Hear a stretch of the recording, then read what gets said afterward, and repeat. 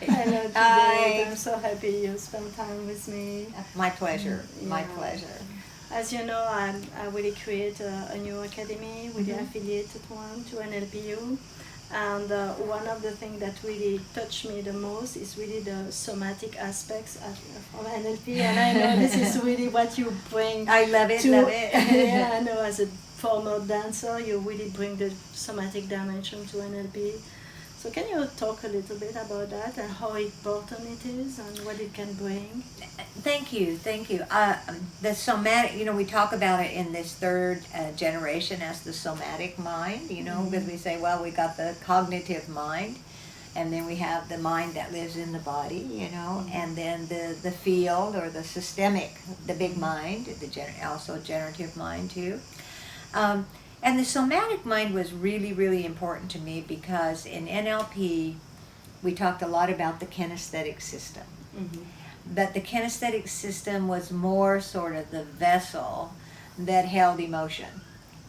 It wasn't, a full, honored, really from my perspective, it wasn't honored as a full representational system that just like my visual system or my auditory system learned, coded, decoded, and recoded, and had memory. It had all those aspects, and I was very often thought about things like the shamans would say, that we have information from the neck up. We have a lot of information, but real knowledge is what we have in the muscle, and it's easy to understand that when we think about learning a skill like riding a bicycle, a physical skill. And we have all these things to worry about, and we're thinking about it, and we have to balance, and we have to pedal, and we have to steer, And there's some point at which it goes into the muscle, and we never have to think about it again. It's now generalized through the system. So the interesting thing for me about the body is some people go, oh, that's the unconscious. I don't know if it's the unconscious. It's related. It's related. Some people live more in their somatic world than in the visual world, I suppose, or the auditory world. But what I do know is that the physical world is about relationships of the parts. And it's not about the different part and then this part. It doesn't cut the world up in that way. It doesn't fragment the world in that way. It understands the connections of the places in between. Yeah, the other thing is that from my experience is that the body never lies. The body doesn't lie. Far more difficult to control your body than to control what you say or what you do. Exactly. That's why they say it's the other conversation. That 92% of a conversation or interaction with another person is non-verbal. Meaning some amount of it is the tone and tempo of the voice. The rest is the movements in the body and the eyes. That's why we talk about eye accessing, right? It isn't. Yeah. It's a stimulation of some place in the brain, just like when I move my body. That words, words are kind of generating from cognitive space more, and they're linear. They come in a linear way, and they deal with the things of life, the relata of life.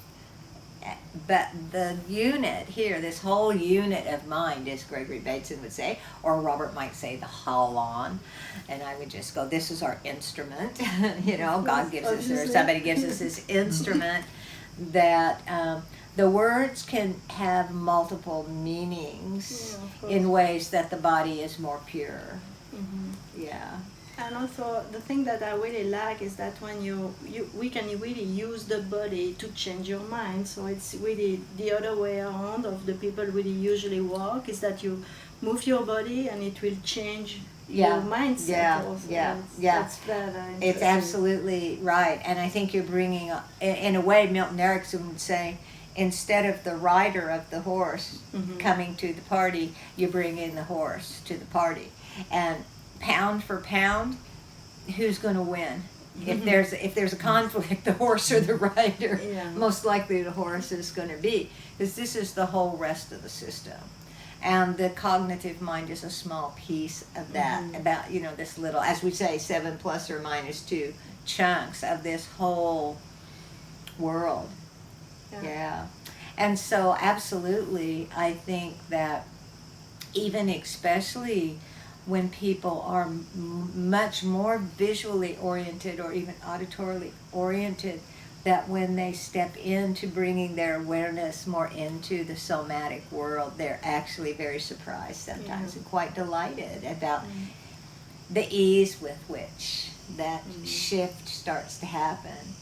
Because the body already knows. Absolutely. The body already knows, and it's like just creating a space for it. It's so obvious also really that it's really wired in your body, like the values or the beliefs. Sometimes really somebody does something that you don't like and you will have an immediate reaction in your body. Exactly. So you see that the values and the beliefs we have, it's not only here, It's not up really, there. it's really in every single cell of our body.